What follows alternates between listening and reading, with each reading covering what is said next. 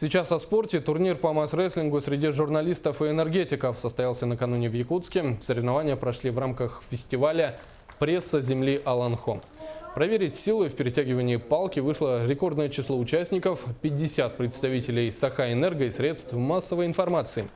Для работников газеты и телевидения турнир проходит в 4-й раз. Мужчины выступали в двух весовых категориях до 70 килограмм и выше. Для женщин разделения по весу не было.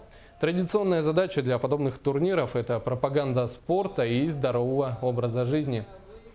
Для журналистов очень интересно, они же освещают спортивные турниры, да, и себя пробуют в качестве спортсмена. И освещать, знать правила – это своего рода интересно, и для освещения тоже очень даже как, другой формат приобретает, можно так сказать, да, пробует в качестве, меняет свою профессию, становится участником.